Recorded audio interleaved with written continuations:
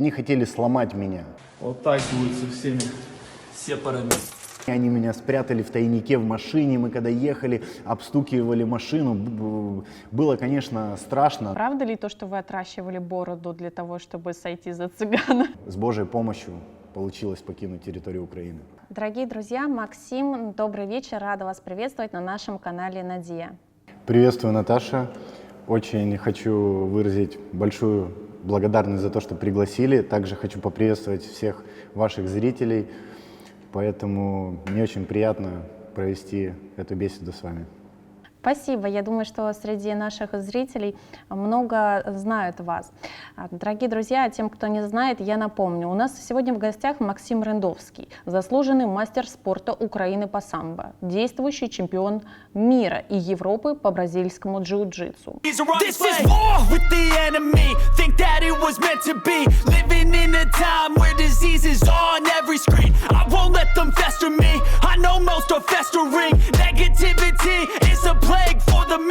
Все верно сказала? Да, все верно. Начнем с того, Максим, как вы оказались в Москве? На самом деле это было не спонтанное решение, а осознанный выбор. Я всегда стремился быть там, где есть сила духа, воля к победе и где ценят традиции. Просто посмотрите вокруг храмы, они везде открыты, и всегда, когда я в воскресенье прихожу, они просто забиты под завязку. Для меня, конечно, находиться здесь – это осознанный выбор. Мы один народ с общей культурой и памятью, и, конечно же, здесь я среди своих. Максим, ну я так предполагаю, что это все-таки был осознанный выбор, но непреднамеренный. Ведь началось все с событий 22 года, в конце марта, когда произошло задержание и когда вас начали преследовать. Расскажите, пожалуйста, об этом. Вспомните тот день, как это было. На самом деле это был момент истины, момент, когда, как бы это правильно выразиться, когда, наверное, маска вот этого всего лицемерия и лживости украинского режима слетела. Меня, спортсмена и, как вы знаете, в какой-то мере публичного человека схватили не за преступление, не совершил ничего незаконного, а за мою позицию, за то, что я за мир, за то, что мы братский народ, единый народ. Это был акт запугивания, кто мыслит иначе, этнические чистки, это можно по-разному называть. Я об этом уже много говорил, как это было, как это произошло, ко мне ворвались домой, вот, и потом уже по накатанной. Вы знаете, я смотрела интервью Залезняка, где он говорил о том, что он давно хотел бы за вашу позицию как-то припугнуть. Честно, единственное, что нас сдерживало, и меня в частности, чтобы дать ему раньше, это просто страх уголовного кодекса, понял? Потому что я 100% знал, что милиция, что он там, с милицией будут сильные потом серьезные проблемы. Когда началась война, проблемой с милицией во время войны ты никого не напугаешь, и все. Вот расскажите, он был там среди тех людей, которые врывались к вам в квартиру и угрожали вам? Да, он был, но, честно говоря, я бы не хотел акцентировать внимание на подобных личностях, потому что, поймите, это маленькие пешки, а все это система, это режим, который работает как единый механизм. То есть они просто исполнители, им сказали, указали, вот враг, и они бегут, вот и все. Разумеется, они как-то самопиарились на мне, я скажу даже больше, они открыто призывают к террористической деятельности у себя в телеграм-каналах, то есть есть информация, что также пытаются подготовить покушение на мою жизнь. Это все в открытом доступе, это ни для кого не секрет, то есть вот и все. Скажите вот свою историю, когда все-таки произошел конец 22 года, кто именно участвовал в вашем задержании, что хотели эти люди, и вот, какой являлся триггером, не знаю, пост или какое ваше высказывание стало для них триггером, чтобы они от правосудия и возможности какой-то, я не знаю, может быть, подать жалобу даже юридически, я не знаю, сложно представить, что есть для них какая-то система, они просто взяли и перешли к силовому методу. Я думаю, мой пост в Фейсбуке и Инстаграме, после того, как все это началось, на следующий или через несколько дней я выставил видео, где я призывал к миру, о том, что я говорил, что у нас у всех есть друзья, родственники, что то, что сейчас происходит, этого не должно быть, и мы должны садиться, договариваться. И, конечно, это, можно сказать, антивоенные лозунги, которые просто-напросто не идут вместе с их понятиями, потому что они хотели, они ждали этого. Я вам скажу больше. Я общался с одним товарищем, мы буквально за пару дней до этого мы с ним поругались, потому что, я клянусь, я цитирую его слова,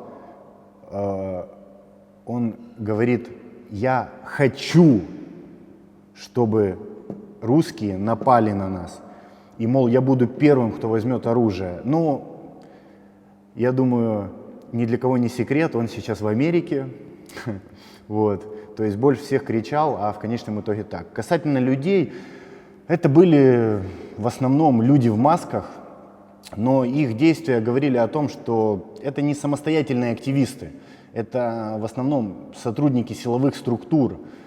И конкретных имен я не вижу смысла просто-напросто называть. Да и это не важно, как я ранее упомянул. Важна система, которая их породила и дала им приказ и разрешение совершать это беззаконие. Надо понимать, что Зеленский, вся эта шайка, все, кто его окружает с 2014 года, это один механизм, одна команда. Это начало даже выстраиваться с 2004, но, конечно, для того, чтобы у людей было ярче представление, конечно, с 2014 года более активно. А вот до 22 года у них были какие-то личные к вам, может быть, неприязни, взгляды какие-то, которые им не нравились в отношении вас? И вот после 22 года с них сорвалась маска. Вот как это было? Были ли какие-то негативные высказывания до 22 года в отношении ваш адрес? Ну, смотрите, я всегда ездил, тренировался в Россию, выступал здесь на соревнованиях. Я ездил, не хочу ошибиться, 15 или 16 год в Донецк, Луганск, к друзьям. И, конечно, были слухи о том, что кто-то как-то где-то говорит, но, знаете, собака лает, караван идет, поэтому я не обращал внимания, я всегда выступал за нормализацию отношений, за то, что мы братские народы, единый народ. И, конечно, я не обращал внимания на это. Вот. И поэтому предпосылок прям таких не было. Я не совершил ничего противозаконного и никогда не выступал с антиукраинской позицией. Конец марта 2022 года. Вас задержали, вас удерживали. Вот расскажите историю про то, как они в отношении вас пытались добиться. И добиться чего? Я думаю, они хотели, помимо того, что выставить это все показушно, да, они хотели сломать меня. Вот так будет со всеми сепарами. Да, а в ДНР кто катала, блядь? Не просто, чтобы я там подписал какие-то бумаги, а именно сломать мою волю, заставить отречься от своих убеждений, от всего, что для меня свято. Они добивались не признаний, а предательства самого себя. Но они недооценили силу духа, которую дает честная позиция и, конечно же, наша вера. Ну вот когда вам пришло решение уехать из Украины, этот момент, когда они пытали вас, были ли пытки в отношении вас совершены? Да, они меня пытали, но я об этом уже много говорил. Я не хочу вдаваться в подробности и очередной раз шокировать публику, тем более у вас такая аудитория, очень лояльная, добрые люди, канал даже так называется «Надежда». Вот. Могу сказать единственное, что в любом правовом государстве такое просто априори невозможно. Это не следствие и не суд, это инструмент давления. Закон становится выборочным инструментом и превращается в дубинку, которым бьют неугодных. Вот. И такие же методы сейчас применяются к тысячам, десяткам тысяч.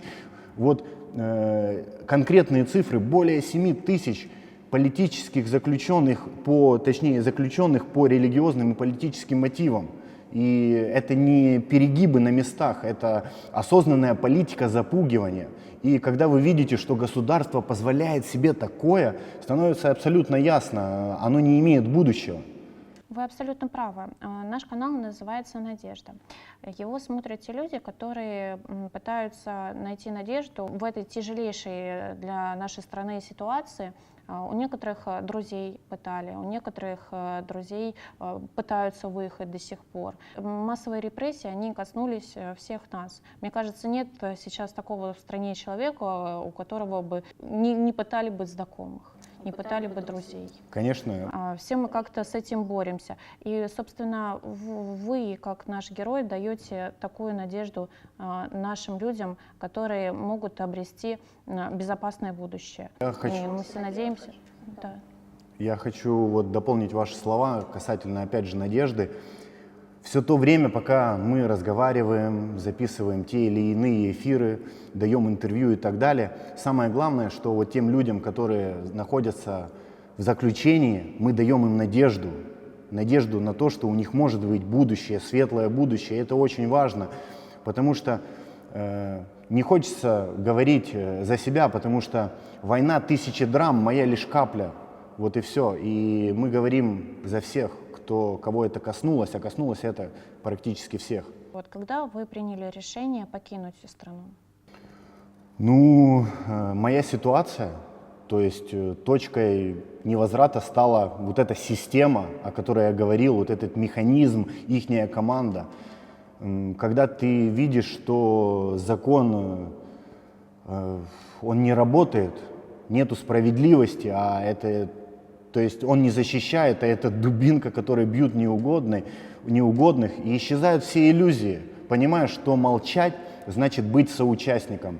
И, конечно, твой выбор – это уже не между городами, куда ехать, а между страхом и свободой. И, конечно же, здесь видите, какая ситуация. Либо остаться и быть соучастником этого режима, или же все-таки жить свободно и говорить за тех, кто просто не может говорить. А как вы выезжали? Это была... Давайте рассказывайте подробности. Да, уже можно сейчас рассказать, потому что, к большому сожалению, эту всю контору накрыли. На самом деле это была сложная и очень хорошо спланированная операция. Риск был огромный, но, наверное, все-таки я спортсмен, я привык побеждать и преодолевать препятствия. Конечно, огромная благодарность Артему Дмитруку. Это просто настолько теплые воспоминания. Вот, знаете, оно настолько мне дало надежду в то время, потому что это было очень сложное время. Я уехал в Винницу, там везде с одной квартиры на другую. И потом, когда я приехал в Одессу, к Артему, я у него какое-то время жил, и вот он нашел вот эти связи, чтобы меня вывезли цыгане, они меня спрятали в тайнике в машине, мы когда ехали, обстукивали машину, было, конечно, страшно, но я верил, что все возможно, и поэтому с Божьей помощью получилось покинуть территорию Украины. Я не знаю, можно ли мне такое говорить, но правда ли то, что вы отращивали бороду для того, чтобы сойти за цыгана? Нет, не из-за цыган, это правда. Я отрастил бороду, я отрастил волосы. Даже у меня в Инстаграме есть эта фотография. Я носил длинную рубашку, бриджи, чтобы не было видно татуировок, потому что, видите, они сфабриковали с меня в глазах очень многих граждан в общественности врага. И, конечно, мне бы второго шанса не дали, и поэтому, переживая за свою безопасность, мне приходилось так делать, потому что опять мы не знаем, у кого что на уме. Ну вот они, когда вас пытались вынудить для того, чтобы вы замолчали, они хотели, чтобы вы вообще замолчали про политическую ситуацию, или чтобы вы поменяли свою позицию, и она была, ваша позиция, схожа с их позицией? Ну, как я ранее упомянул, этнические чистки – это раз. Во-вторых, сломать свою волю, чтобы я отрекся от своих принципов. И да, меня потом вербовали. Меня подсылали моих знакомых, которые мне начинали рассказывать: вот, тебе обязательно надо что-то высказаться. Кто-то там набирал, говорил: вот, надо там, может, как-то гуманитарную какую-то помощь, там что-то. Ну, в общем, постоянно шел вот этот вербовочный процесс. И, конечно, у многих из них диссонанс. Как так произошло, что человека пытались сломать, а он остался при своих взглядах. Ну, как я ранее упомянул, все дело в вере в первую очередь. Я, вы знаете, мне ваши слова очень напомнили интервью, если не ошибаюсь, с Потапом. И когда вроде бы он говорил о том, что какой-то даже процент от концертов они дают для того, чтобы переводили потом для поддержки бойцов. Я правильно понимаю, что это такой инструмент давления, когда вы бы потом выступали и отдавали комиссионные за свою безопасную, условно безопасную жизнь в стране после того, как вас били и пытали? Слушайте, такой конкретики не было, но это как один, возможно, из вариантов. Но я могу сказать, что вы понимаете, дело в том, что многие люди, которые живут и даже которые выехали за границей и которые помогают, идет огромный процесс того, что у этих людей пытаются вызвать чувство вины, чувство стыда за то, что вот мы уехали, мы не помогаем.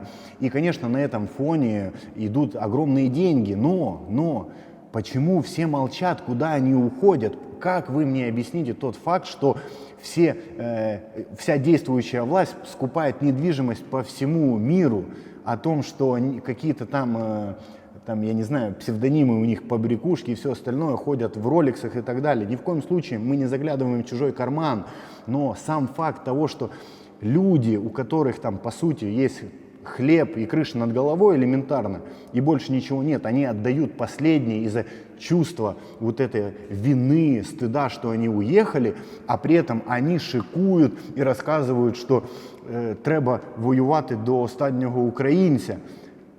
Как так получается? А при этом они сидят в тылу, ходят в барбер, носят роликсы и так далее. То есть мне кажется, здесь все очевидно. Вот когда вы поехали в Европу, вы чувствовали себя в безопасности? Как отреагировали ваши друзья на то, что вы выехали? Как они узнали о том, что вы выехали? И чувствовали ли вы там себя в безопасности? Поступали ли вам там угрозы? Или они вот отпустили и все?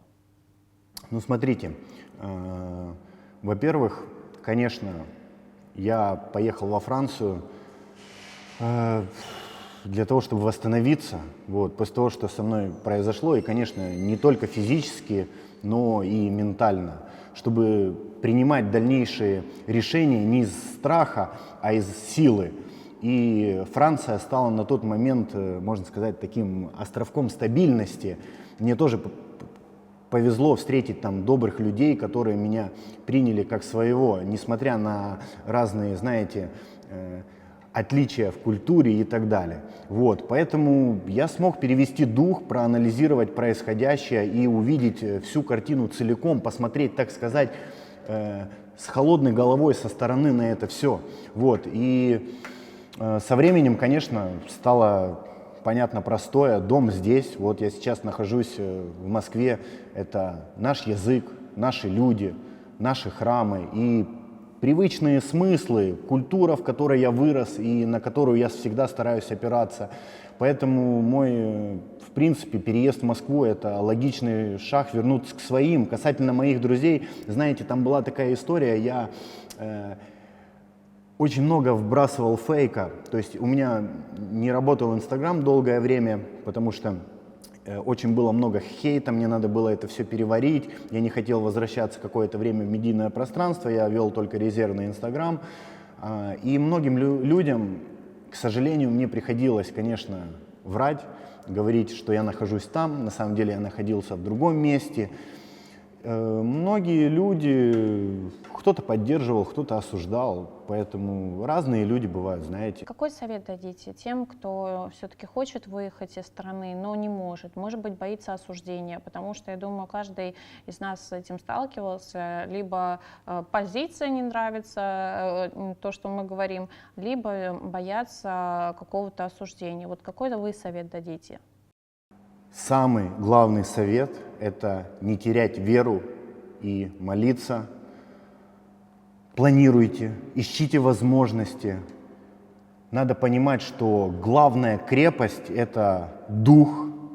И, конечно, помнить, что это все делается не из страха, а для того, чтобы сохранить себя, свою жизнь и иметь возможность на будущее.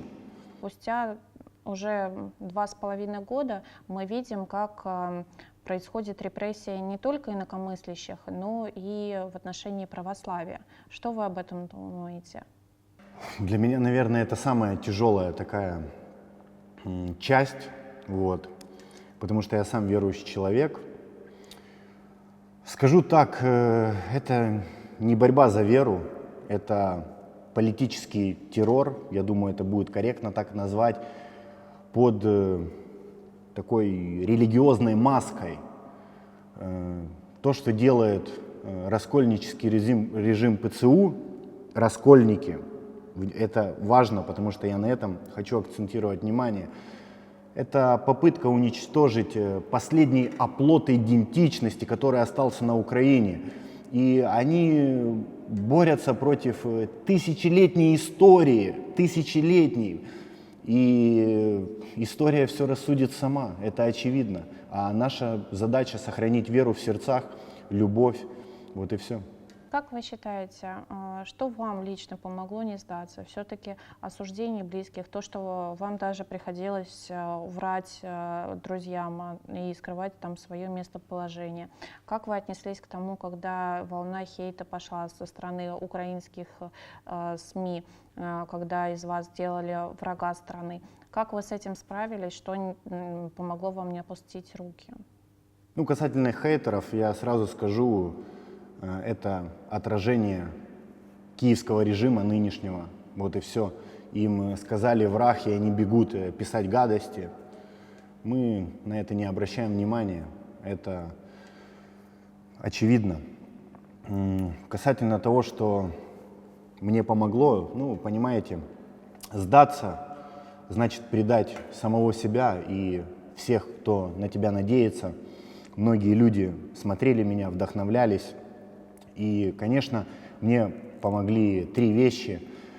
Во-первых, это спорт, это спортивная закалка, потому что спорт прививает, знаете, такое бороться до конца.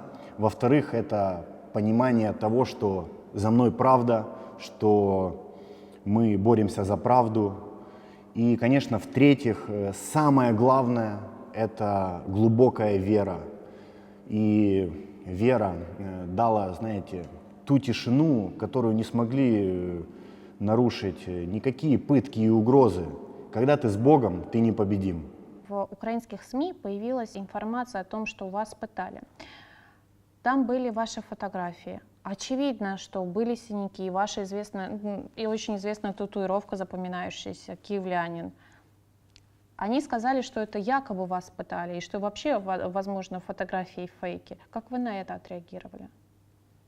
Честно, было настолько много информационного мусора, что, в принципе, я на это не обращал внимания. Было очень много, начиная с того, что я чуть ли не должен был стать мэром Киева, сливал координаты. Вот. Но здесь очень важно, я хочу вернуться как раз к своей татуировке. Любой здравомыслящий человек может понять, насколько сильно я любил Киев. И в целом я всегда любил Украину, Киев, свой город. Я был огромным патриотом этого города. Почему я всегда поднимаю вопросы истории? Потому что мы здесь крестили, не здесь, а уже, к сожалению, там, но все-таки здесь, потому что мы одно пространство, крестили Русь. Вся вот эта вера, весь этот духовный наш союз идет с Киева. Это величайший город с величайшей историей. Я не хочу лукавить, но примерно 200-300 лет он находился под польско-литовским гнетом, пытались сделать всех католиками. И самое интересное, кто освободил, это Богдан Хмельницкий, которого они героизируют. Так, пожалуйста, углубитесь в историю, посмотрите не просто учебники, посмотрите разную информацию, даже в каких-то англоязычных сегментах, и вам станет все очевидно. Поэтому на фейки я не обращал внимания, а касательно моей татуировки, кто-то пишет, ну что, будешь сводить или нет, нет, не буду, потому что я очень люблю свой город, свою страну, но не тот режим и не ту государственность, которая сейчас там выстраивается, уже выстроилась. Скучаете по Киеву, хотели бы вернуться? Ну, конечно, безумно, просто, ну, это даже, я не знаю, не передать словами очень сильно, но вернуться я, конечно, могу только в ту Украину, которая будет свободной от нацизма, русофобии, и в ту, что будет помнить историю и веру. Только в такую Украину я могу вернуться. Очень хорошие слова, хотелось бы на этом закончить, но и хотела я перед этим задать вам последний вопрос. Что у вас сейчас происходит со спортом? Вы планируете вернуться, принимать участие в чемпионатах, готовитесь? Я думаю, что есть много зрителей, которые интересуют этот вопрос. Как у вас сейчас со спортом обстоят дела? Я был травмирован, и я сейчас только набираю форму, восстанавливаюсь. Хорошо есть возможность, залы, в которых я могу тренироваться. Ну а в дальнейшем, как Бог даст, так и будет. Конечно, я планирую выступать, тренироваться, ну а будет дальше. И с тем учетом, что мы, конечно, подводим уже эфир к концу, я хочу сказать, и надеюсь, многие прочувствуют эти слова так же, как и я. Я верю искренне, что правда всегда побеждает. И моя задача быть честным перед собой, перед Богом, перед людьми. И, друзья, все остальное обязательно приложится. Максим, спасибо за то, что вы были сегодня с нами на канале Надеи. Дорогие друзья, я напомню, что у нас сегодня в гостях Максим Рендовский, заслуженный мастер спорта Украины по самбо, действующий чемпион мира и Европы по бразильскому джиу-джитсу. И Наталья Воронцова. Максим, спасибо, что были с нами сегодня. До Спасибо скорых вам встреч. большое, Наташа. Всего доброго. До свидания. До свидания.